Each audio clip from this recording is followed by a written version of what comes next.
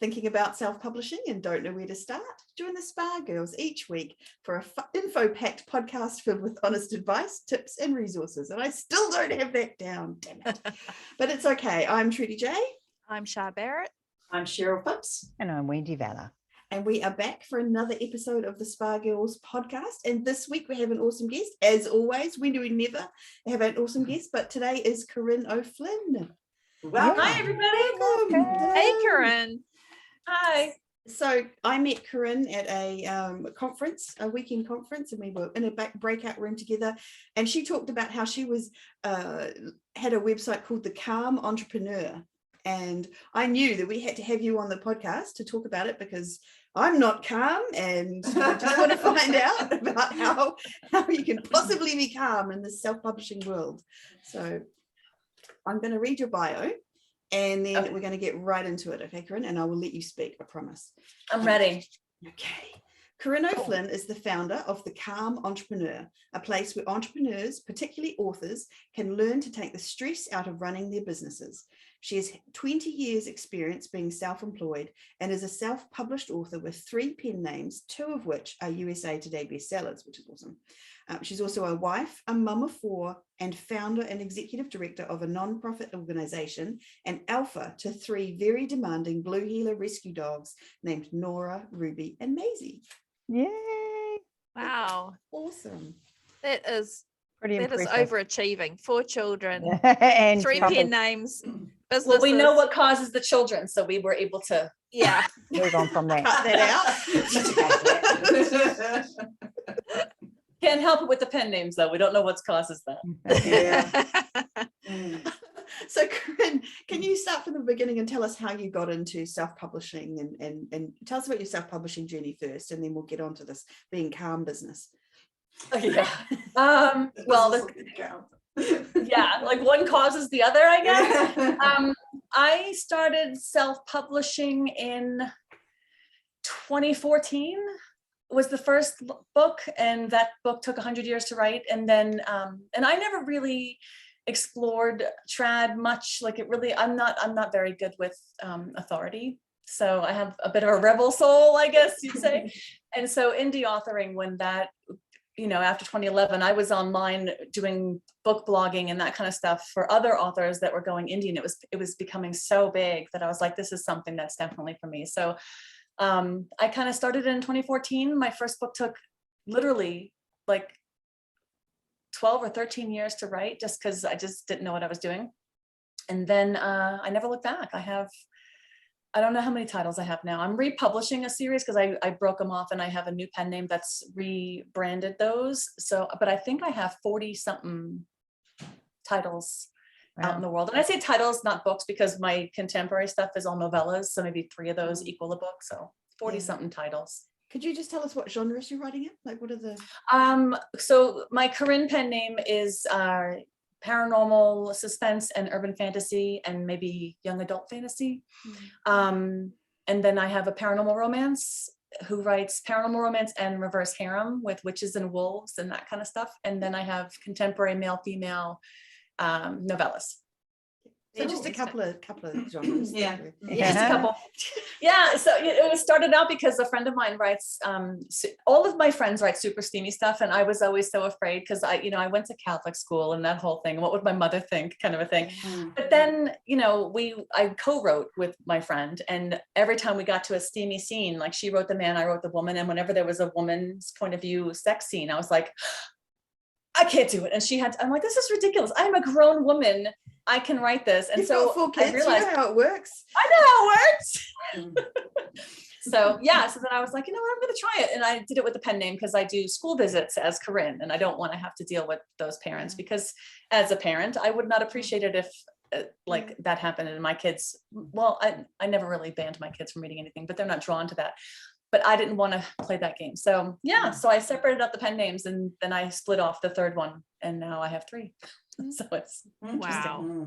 It is awesome. Yeah, 2's more than enough for me. You know what? It's a lot. The third one is like the social media and the whole web. Like I did web development in the past, so the website stuff isn't an issue for me. But it's just a lot. It's just a lot. Yeah. Absolutely. It is a lot. So in terms of that, so you started the Calm Entrepreneur. How did that come about? Like, where did that come from? Where did it? Okay, so in 2018, I believe, I got invited into this shared world, it is a shared world, but it's not a shared world. It's a group of romance writers doing rapid release and writing to market in romance. And we had themes every single month, and there were like 20 of us, and we all wrote novellas, and we had this hot reader group, and every single month there was a new release. And it was, we're all going on spring break beach vacation, or it's, Independence Day, 4th of July in America. And so everybody's story was set with that theme, but otherwise not really a shared world. And that required rapid release every single month. And I did that for almost 2 years. Oh my and at the end, it was awesome because it taught me really that to not be so precious about the writing, and I learned during that whole practice that I knew how to write a story. Like, I understood what the elements were. So I didn't have to worry about, well, is this going to work? And plotting became really methodical for me. Like I found a rhythm with how I tell a romance story. And then by the end of the second year, I was so tired of it. And I realized first that our readers were no longer able to keep up with us, because by that time other groups had started doing the same thing, and there was just, the readers were ravenous for it because it's just so much fun. And when our reader group started slowing down with, hey, I'm behind on like just trying to catch up with all the things that are being released, I realized like, wow, I'm behind. Like I'm not as interested in doing this. And I'm feeling kind of like, oh, I have to write, as opposed to, wow, I get to write. And that, I think, was the big tipping point for me. Like the moment that something starts to feel like I have to do it, like we're indie authors, we get to choose what we want to do, right? So if I have to do something, that's a huge red flag for me. And that was the beginning. And then I kind of hobbled along for a little bit longer, and also managing at this point in time only my one other pen name, who was also trying to rapid release, but those are full length, and that was just not working. And I was like, I was losing my mind trying to keep up, but the money was coming in because we were writing to market and rapid releasing. And so we were hitting the algos, and that was all hot back then. And it was tasty, and it was hard to jump off, Yeah. Mm-hmm. Yeah. Okay. It's Did you want to learn, like, yeah, go it's ahead. one thing if something's not working, but it's another thing to jump off when something is working. When it is working. Yeah. Mm-hmm. But though, like, how many people do you know that have like walked away from lucrative jobs, or because if it's not all in alignment, it's not worth it in whatever way, right? Yeah, I see Cheryl's raising her hand. Like, and I've done the same. Like, my husband's done the same. Like, you really do an assessment, and you're like, well, wait a second. Like, if all you're doing it for is the money, then that's all you're going to get out of it. And like, I was writing so rapidly and releasing so rapidly that I wasn't invested in any of my releases. I wasn't really, it was like, oh look, I have a book out today. Oops, sorry, I forgot to post it online. Like, we were on autopilot, and like, not just me, like the whole group of us, like I was witnessing, like, we're all on autopilot, we're all kind of stressed out about this, and we're not loving this the way that we used to. So it's, it changed for me. And then the group actually slowed down. We still are doing this, but it's quarterly instead of monthly. And everything adjusts accordingly, financially, and the algos and all of those things. But I'm happier because I'm now enjoying it again, as opposed to feeling like I have to do something. But that was a hard one. It was a hard decision to say, I can't, and I don't want to, So was that when you talk about on the Calm Entrepreneur website, you talk about or maybe you didn't, maybe you just talked about it to us, that you felt burnt out. That was when you were feeling burnt out and you had to stop and reassess and figure stuff out. So, and then that's what led to the Calm Entrepreneur, or did that take a while to? It wasn't instantaneous, not at all. So right at the beginning of my slowdown, we had a pandemic, and then the world shut shifted and shut down, and all 4 of my kids were then homeschooling, and that was a joy. And I'll be the first to admit that anxiety wise, I was like, holy cow, like I am a germaphobe in the best of times. Like this was like, we were washing our groceries. Remember that when we were wiping our groceries down? Yeah. So like, it was just, I was one of those people that was like, holy cow, I don't know how to function. And in the meantime, I had pre-orders and I had stuff that I had to hit, and I had editor deadlines. I had all the things that were still happening. My business was going on, and I was like, okay, well, I have to do this. And it was really, really hard. And I realized during the beginning of the pandemic time period, when the shock wore off and I was actually able to get back to work, that I was not enjoying myself. I was forcing myself to sit at my desk, and I was napping a lot. And that's like, everybody has like a response, I guess, a trauma response to, because burnout's trauma, right? Everybody has a response. And for me, it's like, I get really tired and I get really like sleepy, and I need to nap and I need to regroup. And that's just really me shutting down. And I had joked about it, like when we were talking earlier, like, when you start planning your whole day around this gigantic nap that you know is going to be happening, then you know that something's wrong, right? Yeah. So, and some people can nap and get on with their day. And I'm a professional napper. Like if you look at my bio, and I think it's on my Corinne page, I talk about being a professional napper, like a 20-minute nap every day. It's like magic. But we're talking like hours long, and just not being able to get the oomph back. And I was like, I talked about losing my mojo, and I was like, I'm not sure what's going on. And then I realized I'm in burnout. Like this is what burnout looks like. And I've read a lot about burnout, and I went to, there's a book called Burnout by is it Nagoski? Emily Nagoski and her sister.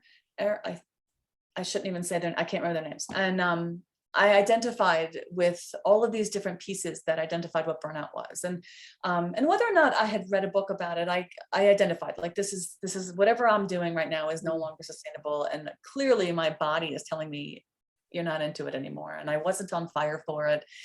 And so I started like doing what I do as writers do. I started writing about it and processing, and I process a lot by journaling. And I realized that the only way through this is to like, I have obligations I must meet. How am I going to do it? And so I started over. Like I cleared my deck. I literally cleared off my desk.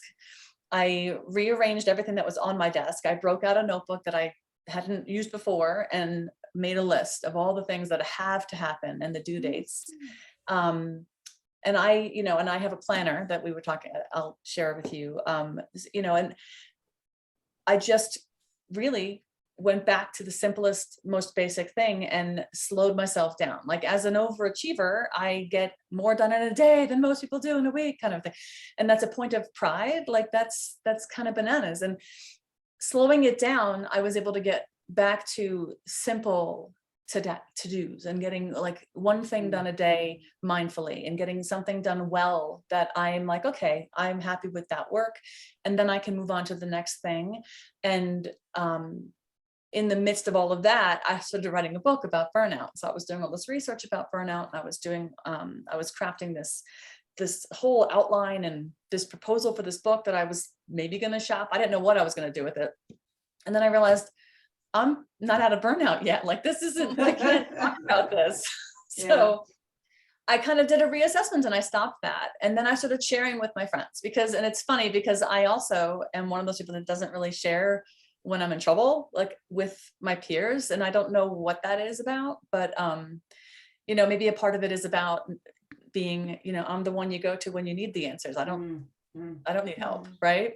So that was hard for me. And when I did that, I realized that I am not alone. Like everybody around me was struggling, not just because of the pandemic and stuff like that, but just because we're all like, indie land went kind of bananas with the right to market and the rapid releasing and the craziness. And like it's really hard. And so that's how the Calm Entrepreneur was born, because I started doing like mini coaching calls with like 3 or 4 friends and working through something and getting people back on track. And then I found this woman who wanted me to mentor her into a brand new indie publishing career. And I was like, I have no business doing that. Like, but I do know what the business is about. But I felt so broken and so off kilter at the time. And that process actually helped me get back to basics, which is really what I talk about with the Calm Entrepreneur. The discovery of the Calm Entrepreneur as a business is because I don't know how to not run a business. I'm a serial entrepreneur, right? Everything is a business. But I felt like there was a lot of value in teaching the basics, because a lot of people, indie authors in particular, we're writers first, not business people first. And I'm a business person first and happen to be a writer. And so I have a handle on systems and organization techniques and mindset practices that are teachable. And people always say, oh my gosh, Corinne, you're so organized. And I'm like, well, you're not organized, you just haven't learned how. And people think it's a personality trait, and I say no, it's a skill you can definitely be taught. So that's what the Calm Entrepreneur is about. It's about learning how to build the foundation upon which any business needs to run, and do it in a way that is sustainable and manageable by somebody who may not have a background in any kind of systems, so that when the crap hits the fan, you have that to fall back on. Like that becomes your baseline. You don't have to start from zero and build again. You land back on the bottom of the top of your foundation. So that's what that's about. That's awesome. That's a long answer. Sorry. That's great. That's a good answer. So if someone's starting, like they're listening to this and going, oh my God, that's me. I need to find some of this calm entrepreneur.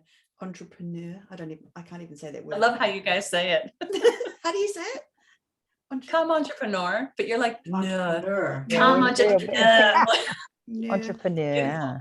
Anyway, for someone who needs a bit of that, where would you start? Like, how do I do what you did and just clear my desk and stay? So if you realize that you hit the wall and you want to start over, yeah. So anytime and this is even before the Calm Entrepreneur, like I used to do project management, I used to do assistant work.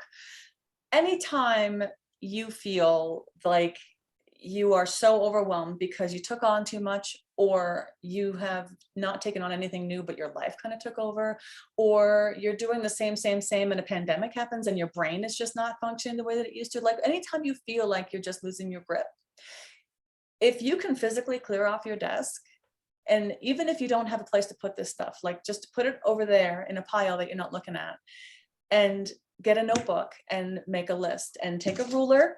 I have a ruler right here on my desk all the time because my notebook has, I cleared my desk for my podcast. My notebook has a line on it where everything happens on the other side of the line, which, I mean, it sounds so ingenious, but it's not. It just keeps it organized. And you can then put check marks. And so you just write everything that needs to get done. And then if it has a due date, you put a due date on it. And if it's required by some outside thing, tend to that first. If it can be canceled, cancel it. But if it's all like self-made and you have 15 pre-orders and you have all these things that have to happen, and we know what that's like, all you need to do is really just regroup and make a list so that you know where you're at, and then pick the next thing. Like it's so simple. It sounds like kind of silly to say that that's advice that you paid for, but that's really what it is. Like when you are in overwhelm, what's really happening is like your energy is way up here and you're vibrating and everything's really tight and there's no room, and you need to deep breathe and come back down into your body where everything is here. And so then, and when you're up here, you can't access anything. So you need to slow it down. And the way that you slow it down is by showing your brain, oh, I have a list, and all I have to do is one thing, and then the next thing, and then the next thing, and don't let yourself do more than one thing. And that is something that I think that, we talk about multitasking and as if it's like this amazing skill, and it's toxic. It's, there's a book called The Practicing Mind by Thomas Sterner, Sterner. It's a tiny little book. And it talks about single focus and his journey toward really understanding the power behind it. And I'm a huge fan of that book. something I actually talk about on the Calm Entrepreneur website and the blog. Is it But, the piano example? He gives an Yes, example. yes, yes. The Yeah. piano tuner. Yeah. It's wonderful because so quickly, piano tuner with the tri-state, Philadelphia, Boston, and New York Philharmonic, and he's going back and forth all over the place to get these pianos tuned. And there was too many pianos to do in a day.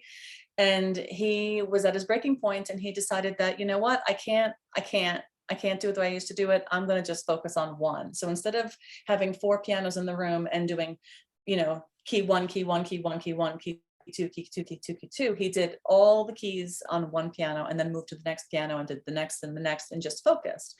And when he was done, he figured he'd get some dinner on the way and like explain his problems to the other Philharmonics that he couldn't get to in time, but do them overnight. And when he got to his car, it was lunchtime. Like he had gotten more done so much more quickly because he was so singly focused. And I think that we worry, I think, and I like with the people that I've coached and the people and just my friends that I've spoken to, when we slow down, we worry that we're going to miss it and we're going to not get it all done and we resist it, when slowing down is actually the medicine. It's the way through, and you get more done by slowing down because then you don't have anything else distracting you. So Yeah. I mean, it makes sense. It just feels counterintuitive, doesn't it? it feels, you know what, it feels like you're dying. It feels like like I put it here. It feels like something's choking, and it's like it's a terrible brain scramble, right? Like just for me, it's like I don't know which direction to go in. You know, like I've got all these things, so I don't know what to do. You know? And if I do just, you know what, I'll do this and then I'll do this. And then when it's funny. And then we get into this habit. Like I personally do this. I have a spreadsheet. I use a spreadsheet for everything. And I have a spreadsheet with all of my writing projects and all the due dates. And then like the upload dates and the date that has to be finished by. And then like, and it bounces all the way back and it shows me how many days I have until today. And like this, it's ridiculous. And as soon as I clear everything, I'm getting nervous hearing about that. It's the project manager talking. Well, it goes into 2025 now, so that it gives plenty of space.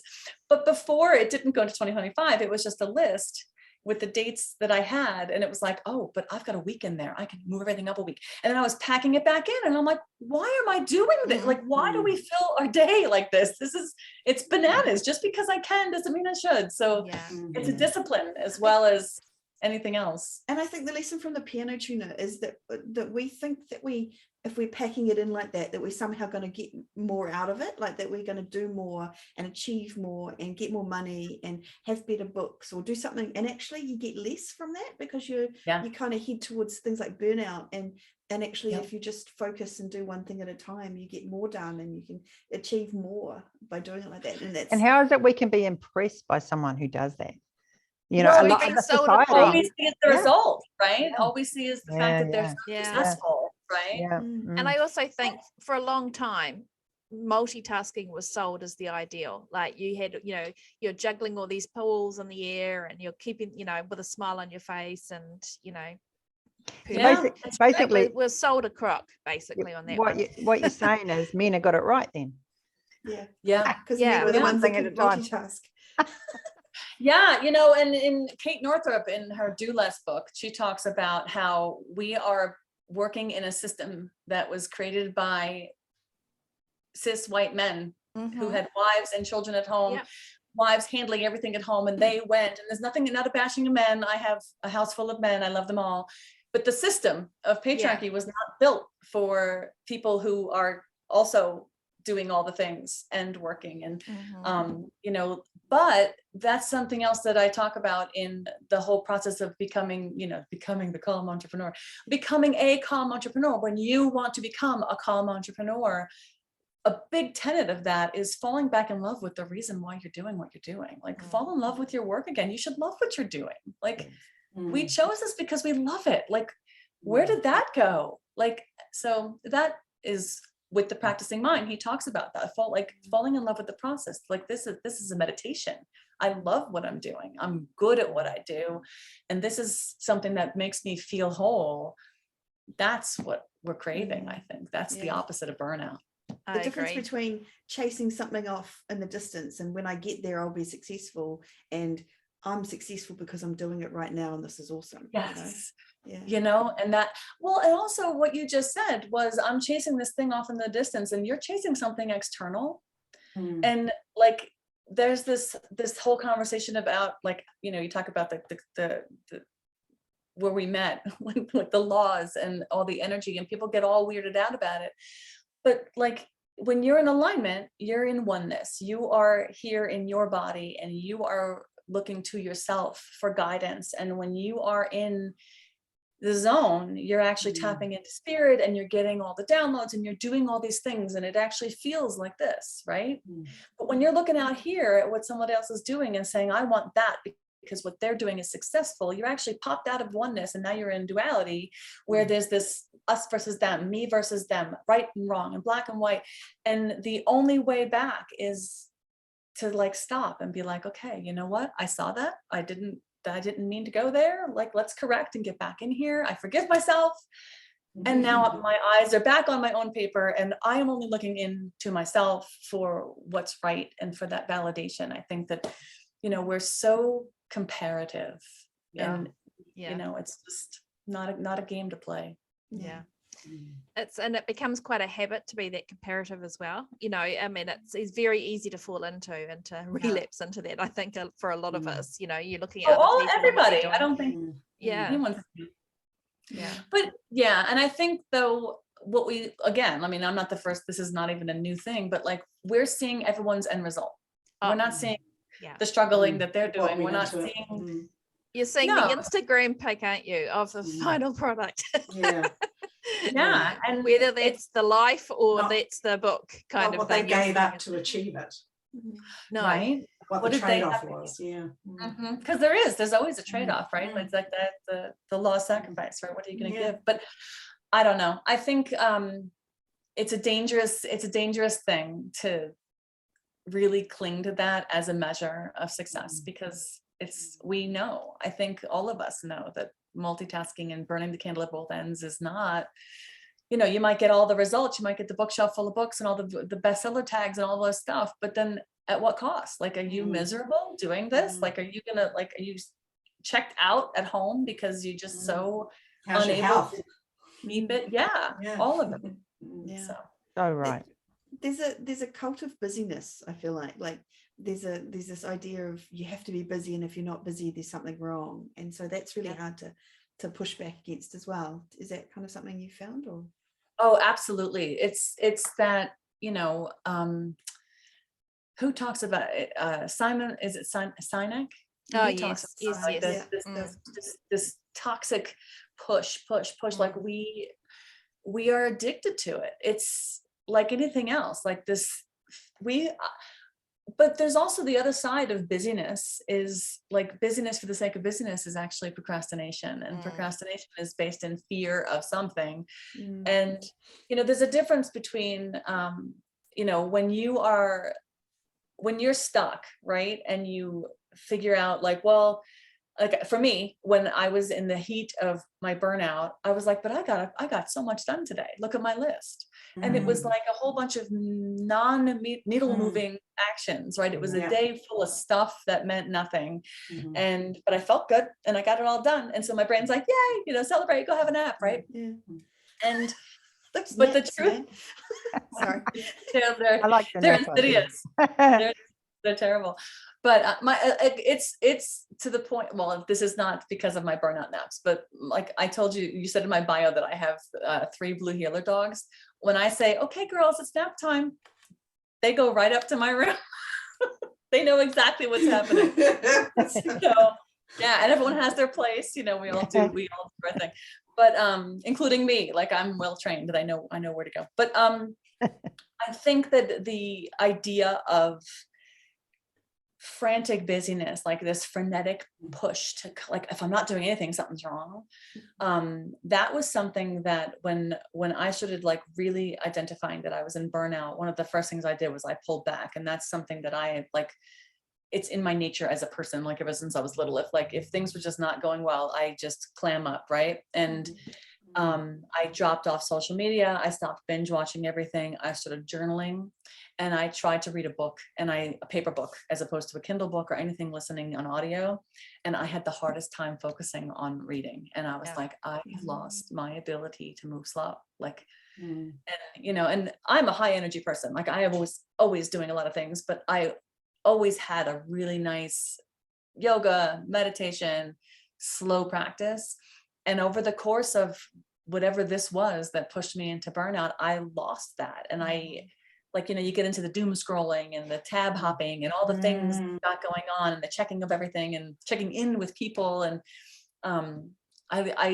so one of the first things I did in my personal healing was to read a book, like, and force myself to sit and read a chapter the way that I used to, in a chair away from a computer, and like get back into that, like, and have that be the normal, as opposed to sitting down and being like, yeah, I got like 6 monitors and I've got all the things open. Like I had 2 monitors. I gave my son one of my monitor, and I only have one, because it's like, we're not meant to do all this stuff at once. So yeah, like the focusing on the process and falling back in love with that process is something that's really core to being a calm entrepreneur.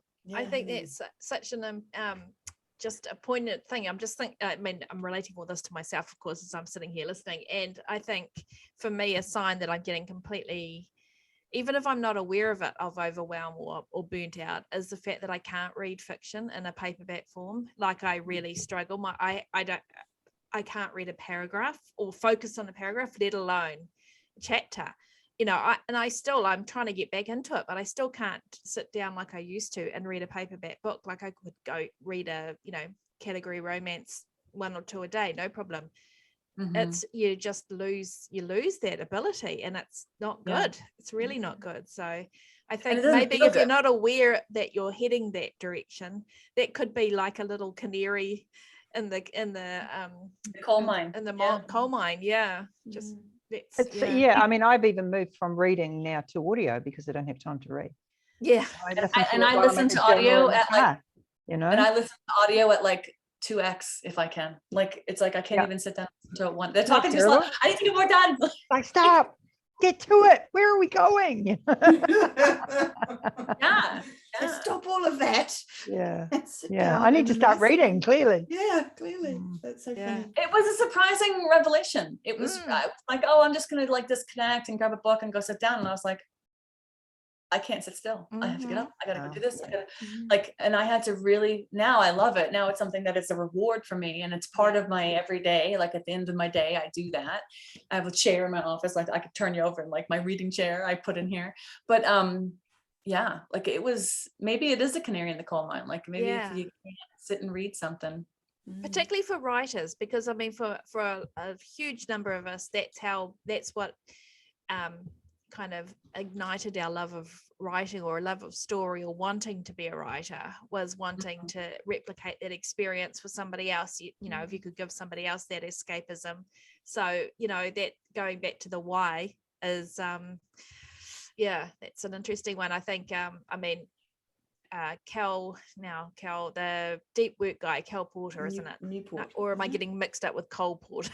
Newport. The composer or something? Cal Newport. It's Cal Newport. I have it on myself. See, I was kidding. I've been watching a whole lot of Broadway.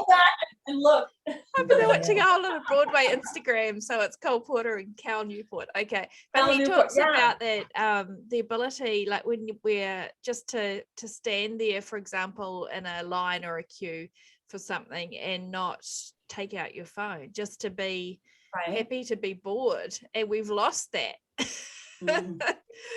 Like it's so true. And what is that movie, The Social Dilemma, that talked about the way that the social media software people, the psychologists, whatever, built it to addict us, and we are completely addicted. But to identify that, and like it's funny, I can't tell you, like when I'm like, I'm done with social media, and I delete all the apps off my phone, and then I'm like, well, shit, I got to put that back on Instagram. I need my phone to do the work, right? Because you can't use Instagram without it. And then I'm like, oh, so we're like, it's become such a part of our lives that we can't really separate ourselves from it, but then we get sucked in and we lose the discipline. So it's, it's the work, right? Yeah, absolutely. Craziness. I think it's being conscious of what you're doing, isn't it? Really, being, you know, it's hard to not be just conscious doing it because it's though. habit. But I think that's it, and I think a lot of what we do, isn't it, as writers and as you know, entrepreneurs, is maybe not habit, but it's kind of routine. Like, you know, you get into this pattern of checking this and doing that and going on to this, and it's sort of, before you know it, the day can be gone and you haven't done, like you say, any activities to move the needle. It's really easy. I think it also, though, it works with connections with people. I think quite often, like, I mean, Cheryl say to me, you know, you're not locked on. You didn't even hear me saying that, you know, and she's right, because my mind has moved on to the fact that I have to finish this book and I've got to do that. And I know she said something, but she loves me anyway, so she'll put up with me, and on I go. I'm just not interesting enough. My husband's the same. He'll say to me, hey, I'm talking here. Right, where are you? Hello. I'm not in my ears. I'm just doing something else. He said, well, you're not then, are you? You know, like, and that's, I think that's a really, really a thing we've sort of fallen into with social media. It's incredible. Like, and I just started wearing my Apple Watch again because my girlfriend wants me to do the fitness daily with her, and I need a accountability partner. And so it has a mindfulness thing, and it's like, take a moment to breathe. Yeah, mine does too. And you watch it. The first time that came up, I was like, oh my God, how long is this gonna last? Like, and it's like Tell me what to do. It's like the breathing app on there. It's like, just take a moment to breathe. And I'm like, I haven't got that long. Come on, how long does it take to breathe, you know? I'll breathe later. But I mean, like we need, like, I want to turn that on like every 45 to like, because like Cheryl said, we're not even aware, like we're not even aware that we're not aware, and we're on autopilot. It's sad, and it's kind of scary because, like, you know, life is passing us by, and like, why are we doing all this crazy stuff if not to live a good full life? So there's other good moments that you don't want to miss. Exactly. So what are some of the other tools that, so we've talked about like the writing it down. So I'm just thinking, if somebody's in that state where, I loved your description of it's all in the head, and that's so true. And that's so true for all the things that we have to do. And the act of bringing it down from the head onto paper is actually a very calming process in itself, because you oftentimes you think the list is going to be longer than it actually is, but it's just because it's been swirling around in your head, you can't kind of get a handle on it. So what would be the kind of the next step after that one?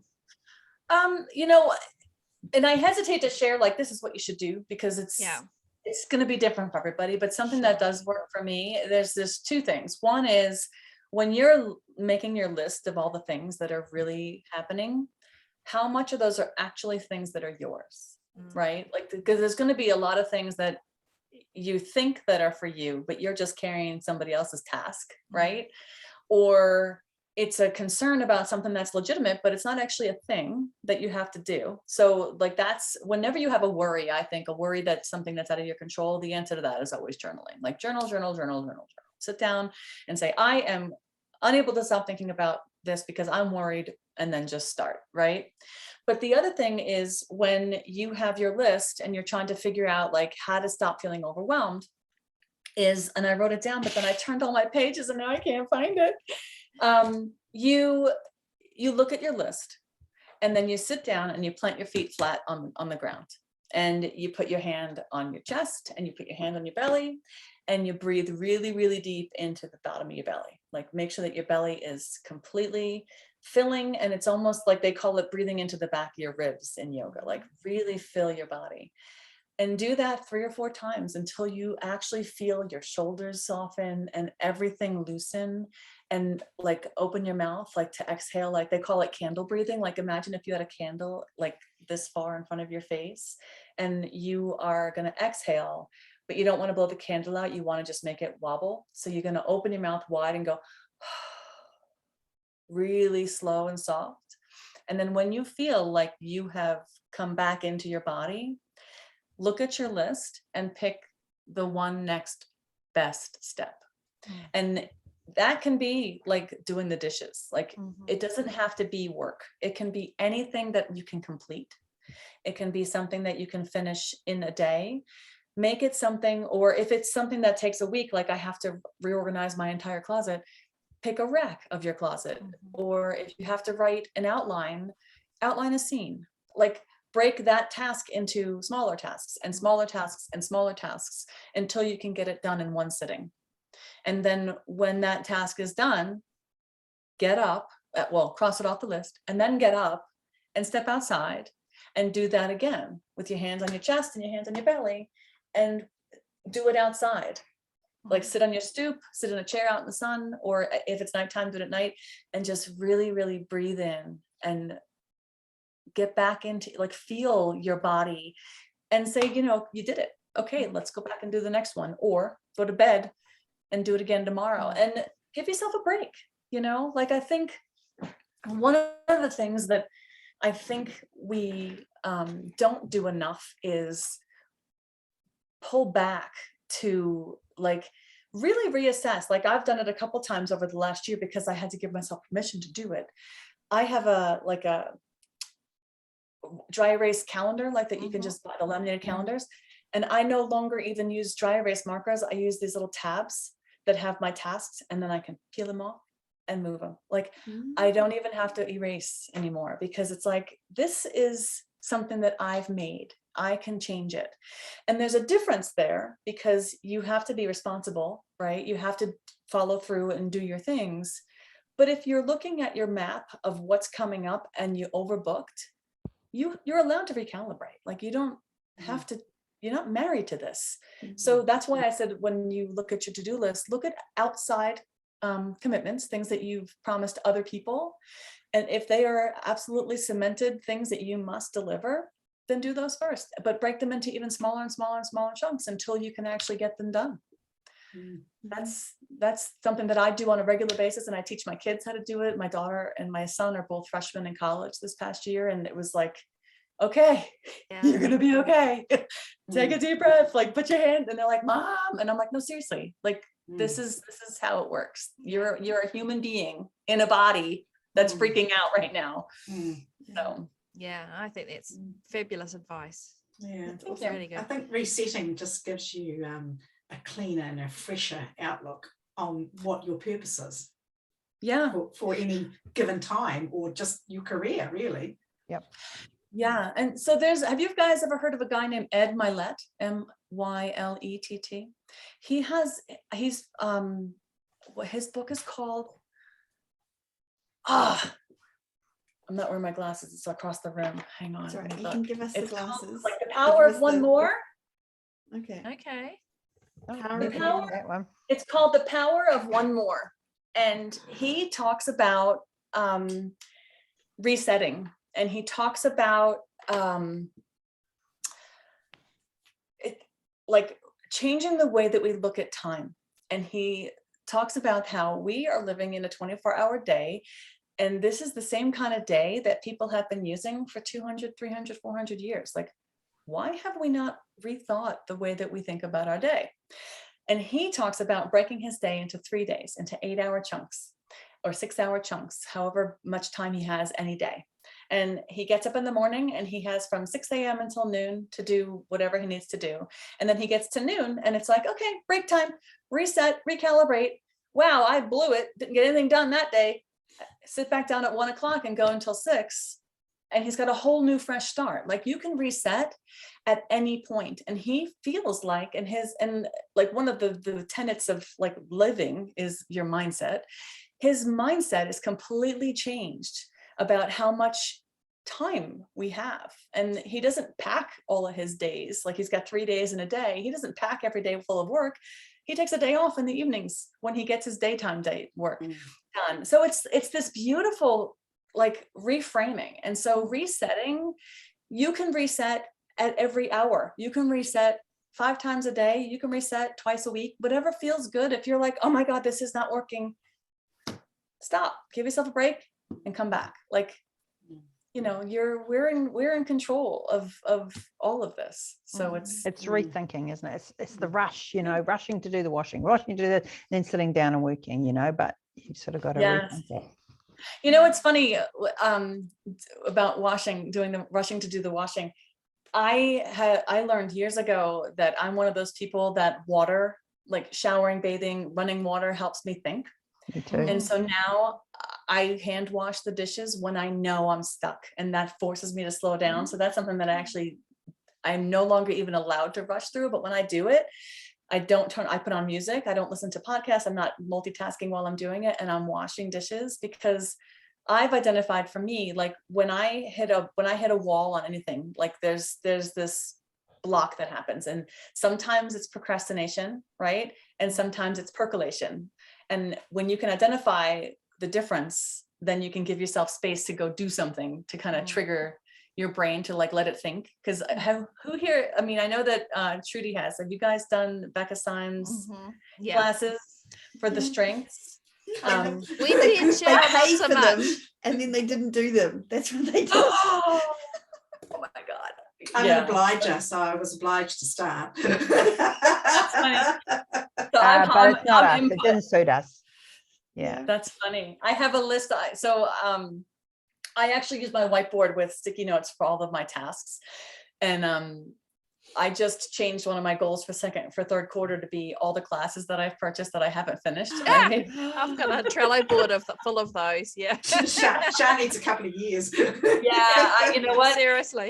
Even if I binge it, even if I don't do it, yeah. If I binge it and then I'm like, oh, you know what? I need to go back and do that one. I need to do that because I have too many things sitting up here on deck waiting for my attention. So that totally stresses me out. Just the thought of having all of that, courses, books, all that sort of stuff. I'm the other way around. I need to have a very simple existence. Makes me happy. Really? I like looking at my Trello board and I think, look at all that wonderful wisdom I've got access to that I can dip in and out of. Like, look at that. I'm not going to open the door, but look at all the information. I can't even read a how-to book. I wouldn't, you know.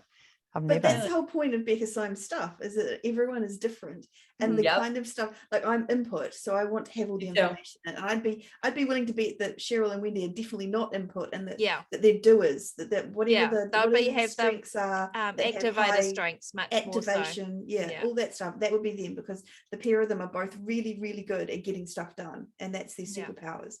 And mine is not that. No, I'm input. Yeah, I'm input. We're more learn as we go, you know, to be honest. Cher and I are more What do I need to know now? What do I need to know now? I'll cut to that part of whatever I need to do. Learn it, done. Yeah. Really? Wow. Yeah. So I think so. Back to the question was like, you know, reset. Like it's I don't know. And some people work in a really, really well in a cluttered space. So clearing off your desk isn't going to be the answer because that's stressful, right? Like then I'm going to lose track of my stuff. Well, then don't clear off your desk. I'm so glad you said that, because I always feel really guilty about my desk. And I'm like, but then I clear it. Then I was like, but then I don't know where anything is, and I don't have the comfort of having okay.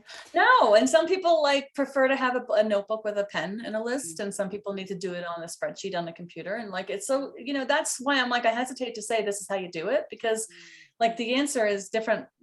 How about the implementation of the way to do it is different for everybody, and there's no wrong. It really is.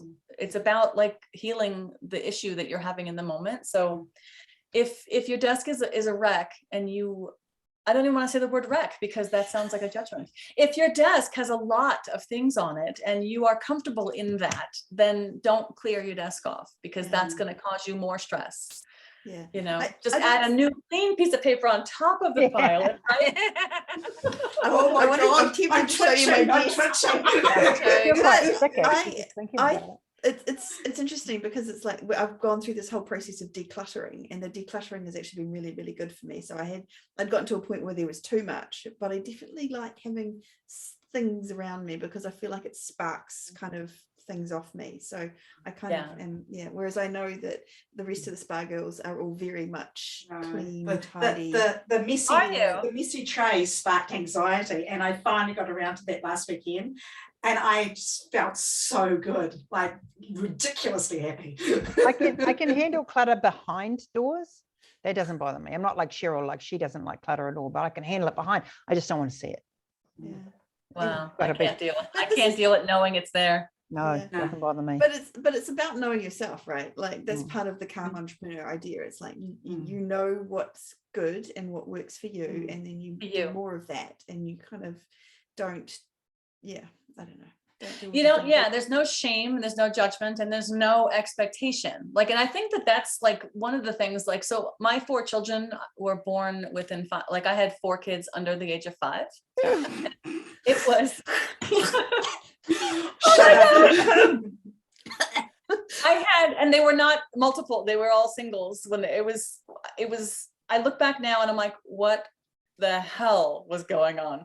But it was like, I am a very organized individual. And so but the answer to how that worked is the same answer to everything today. It's lower your expectations. Like perfection is not the goal. Like perfection is not a goal. It is a cancer. Like trying to be perfect is gonna kill you. And, you know, I had like one requirement for my kids when we were leaving the house. Like everybody had to have ironed shirts. Like, and I don't care if your pants were ironed. I don't care if like you needed to look like somebody cares before we leave the house, because that was our bar, because it was mayhem. It's a It was really high bar. I don't think we have an iron in my No. house. Well, the It's been a secret is while. that you take them out of the dryer and you don't Yeah. crumple them. But everybody had to look pressed when we were leaving for anything. But that was my only thing. Everything else we color coded. Everybody, like my oldest son was like, oh, I need my orange thing because that was his color when he was little. And he's like, oh, I want to get orange. I'm like, oh, you know, so like you find systems that work, but like lowering your expectations for everything, which does not mean writing poorly. It means, how much am I going to write in a day? And how much can I write in a day versus how much do I want to write in a day? Like, I know that, and it's one of my downfalls. Like at my lowest, without even thinking about it, I can write 1,000 words an hour. And I'm one of those people that waits until my deadline is like, oh, it's right there. And I only have 76 hours left in my waking days to get this book written. And if I sit down and do nothing but in my working hours, my 1,000 words an hour, I'll get it done. So I know that if I'm going to write 1,000 words an hour for 3 hours a day, then I can schedule my books out. And then I'm not allowed to go over 3,000 words a day or 2,000 words a day, whatever my day looked like. And that's lowering an expectation, because it's not what's possible, it's what's desirable that matters. Because I also want to have lunch with my kids, and I want to go and watch a movie and do all those other things with my family. So I think that, like, just because you have, you know, we all have 168 hours in a week and we can all do these things, like loading it up to the gills, especially because now everything is remote, and we're all, I think, doing less than we used to do. We're home more. Like several of my friends are like packing their day with, oh my God, I'm going to produce like 45 books this summer. And it's like, oh, I'm going to do one, because, you know, that's no longer a bar of pride. Like, I don't like, and if it is for you, that's groovy. But if it isn't, and you're pushing yourself to maintain some level and you're feeling overwhelmed, then that's where you should look, is the expectations that you've set for yourself. I think, because there's something about you saying lower your expectations that's kind of like gets me, like, I'm sort of like, oh, I don't want to lower my expectations, but right, that's it's not a not negative about thing. yeah, or you don't necessarily have to lower them so much as change them. Maybe like it's about changing the expectations or changing your perspective on it, like But that's actually, because you're giving the word lowering a negative I think connotation. so too. yeah. And that's interesting, It's right? not. Like that's It's a neutral. Maybe modifying. but I think that's it, because lowering makes it seem less somehow, whereas No, modifying, but it for does example, to you. It does it to me. yeah. So Okay. that's what I'm there you saying. go. We've got a No, kind Trudy, that's what you think. yeah. So different people will put, I guess, their spin around. so Well, not their spin, but their interpretation. Well, it's not lower as in lower quality. It's lower as in lower production, like Yeah. That's lower. what I'm That's what I'm getting in my head. I'm hearing lower expectations, and I'm like, oh, lower quality, lower, you know, like lower effort or something. Anything, so it's not a value judgment. So let's change, like and again, like that's one of those things. Like if the word is problematic for you, like how about we ease up on the expectations and make that something that you say instead of lowering your expectations? Because I'm not lowering my expectations. I'm still doing the best work. I'm just doing less of it. Yeah. How about you're crafting a product in a mindful, timeless way? You know, like crafting a cheese or crafting wine rather than, you know, mass production kind of line kind of thing. I don't know. Well, I mean, I guess it depends on where you're at. Like my whole burnout journey comes from this push that we had several years ago, where writing to market was the way to go, and it was everybody. And I honestly don't even know if that's still a thing, because I am no longer engaged in that conversation, so it just kind of blows by. But because it's not for me anymore, and I realized that, and that felt so light. That felt like a breath. When I was like, oh, I'm just going to take myself off that, you know, we're on like a zip line with I'm going to just take my hook off that line and attach it to this one over here with the sloths, because I have to move. And when I did that though, I moved super duper slow until I ramped back up into productivity, because it was this recovery process and it felt like recovery. And then I talked to myself using the language of recovery, because I wanted to like really get it into my body that I am recovering from whatever that was, you know, and it's recovering from a way of thinking, and it's from a way of doing, and from a way of like treating myself, because I wasn't treating myself well. I think it's still there, just in terms of, because I like to kind of keep a macro view of the whole indie publishing world, just because that feeds my need for input. And I think it's probably always going to be there in some ways as well. The rapid release thing? Yeah, just that I think, but because I think when you're playing with algorithms, if you like, and I mean playing in terms of interacting with, there's always going to be let's face it, everything computing technology, it's all about going faster. Everything's faster, the search engine's faster, the Amazon ability to learn your buying habits everything gets faster. So my sense is that there's always going to be part of the writing community will be engaged in that. But then I think, like you're saying with the zip line, I think there'll be people, and I mean, I'm not criticizing them, because I mean, you know, sometimes we like going to the fairground and riding on the roller coaster or whatever, but whether it's sustainable or not is another thing. And it's just about, you know, I mean, some people will never get on it, but I just feel that there's always going to be people that will be getting to the point of, and we've talked to a lot of authors, particularly over the last 2 years. I think this is, if nothing else, a worldwide global pandemic has made people really question their whys and how they work and what they do. And, you know, suddenly having family at home. I mean, I can't imagine how people have coped with children at home, trying to homeschool and everything else.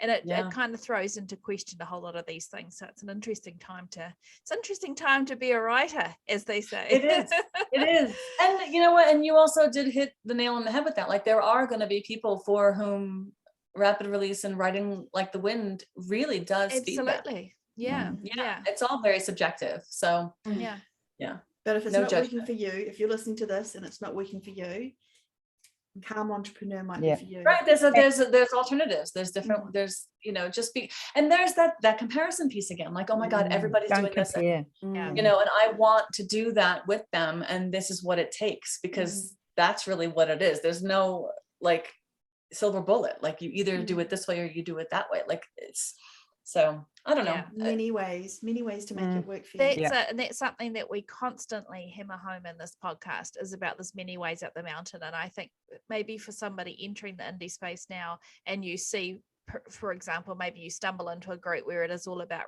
rapidly, so you think that's the one and only way, and you have to do it that way.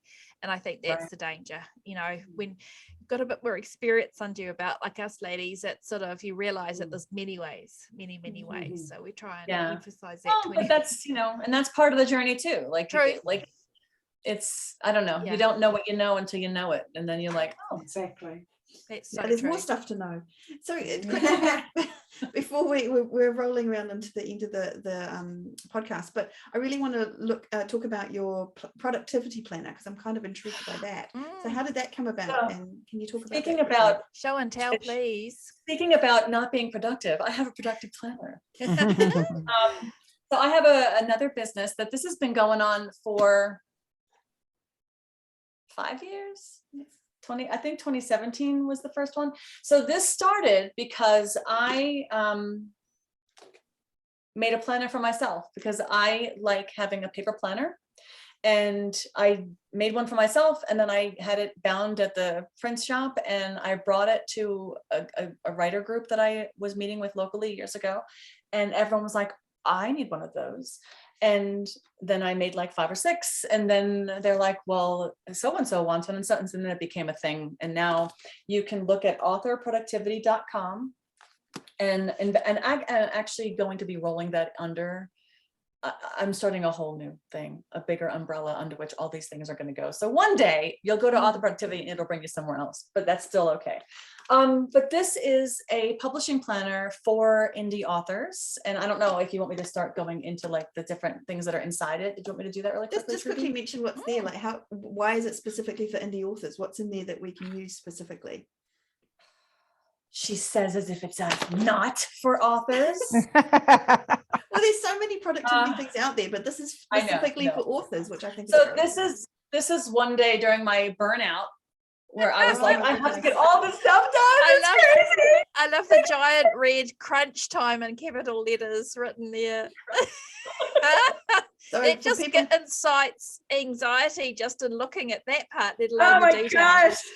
Okay, so it has I'll try to find a clean one from further into the future. So if you're listening to this on audio, you need to go to the YouTube and have a quick look to see what Corinne's holding out. But it has a month at a glance, right? And then it has the weekly stuff. But so at a monthly basis, there's a page here that talks about your monthly goals, and it breaks it out for launches this month, special promotions that you're running this month, goals with writing, editing, and any other. And then if you have your newsletters going out this month, it asks what the calls to action are in each of your newsletters. If you're doing giveaways and contests, it helps you track whether or not you've actually closed it and then awarded the prize, which I know is a thing that we authors always forget to do. If you're doing swaps, you can track who's swapping, and if you're receiving swaps or giving a swap this month, who you're getting your data from. And if you're booking promotions, it helps you track spending for promotions and any other kind of spending that you're doing on a monthly basis. And then when you pop into the weekly, which is actually daily, it has blocks for focus here. So you could, if you write in 30-minute blocks or 60-minute blocks, you know, it has room for that. Word count daily, editing count daily. And then down at the bottom, it has like social media, newsletter, blog, Facebook group, a checklist for all the different kinds of things that you could be doing. Brilliant. Let's see what else. So all in one space. That's awesome. All in one that we need space. to do. Everything you need. Yeah. And in the back, it has, this is for publishing a book.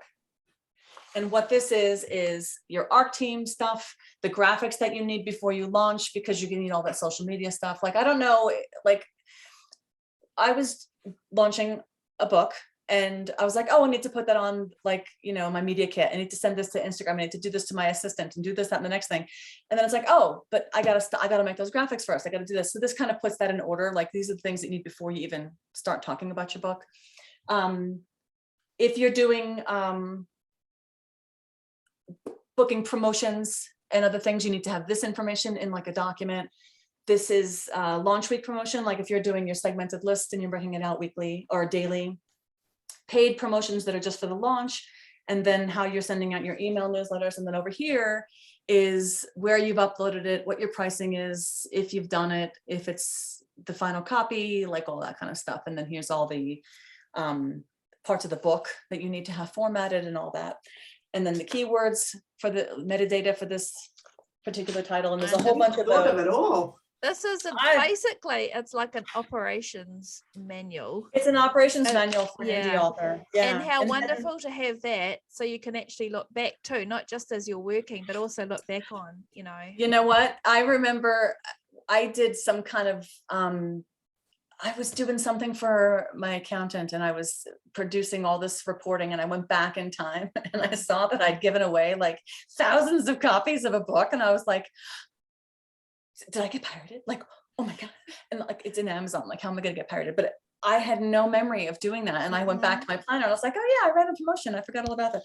And then there's this annual blank, really year at a glance. And this is for if you are doing series promotions and you do something in, like I have witches, so I do a lot of stuff around Halloween, and or if you're blogging and you do themes, or you're podcasting and you have different things and you want to look at it at a yearly, anything that you want to plan on an annual basis. And then I have a section in the back where if I've given away a paperback, signed paperback to people, I make a list of who those people are, so that if they're, because you know how we do takeovers and people, it's this, like you see the same names sometimes and you don't want to give them the same book. You want to make sure that if they win, they get something different. You can keep track of who you give stuff away to. And then oh my gosh, all of you're just blowing my mind with all of my post-it notes from my whiteboard after the quarter's over go in here, so I don't forget, because that's actually like, look at all I did. Look at everything I did. Yeah. So that's my awesome. planner. That's fantastic. So so we've already given the website address if someone wants to look further into the planner, and we come on. That was authorproductivity.com, just to it was authorproductivity.com. And then for the calm entrepreneur, I find that really hard to say. I don't know. I'm sorry. So I'm changing it to something simpler, but I don't even know if I should bother sharing it because I don't have anything out for the new one. But the new one's much easier to say. Okay. But the Calm Entrepreneur is at thecalmentrepreneur.com. Yeah, perfect. Okay. So I think that's the podcast for now. So thank you very much for joining us. We know where to find you if we are going to stalk you and find out all about you. Actually, what's your website for your fiction for Corinne? It's CorinneO'Flynn.com, and that's 2 N's in both of my names. There's no double R. Corinne O'Flynn. That's cool. That's awesome. And anyone wants to find out more, they can go to the website. Where can we go for us? We're at spargirlspodcast.com, and shout out to all the people, our new patrons on patreon.com/spargirlspodcast. Thank you so much. It's great to have you join us and join our community. Yeah, that's awesome. And thank you again for joining us on the Spa Girls podcast this week, Corinne. It's been great to have you. And thank you all for the listeners joining us again this week. We've loved having you here with us, and we will be back again next week. But for now, farewell. Bye. Well, bye. Bye. Bye. Thank you.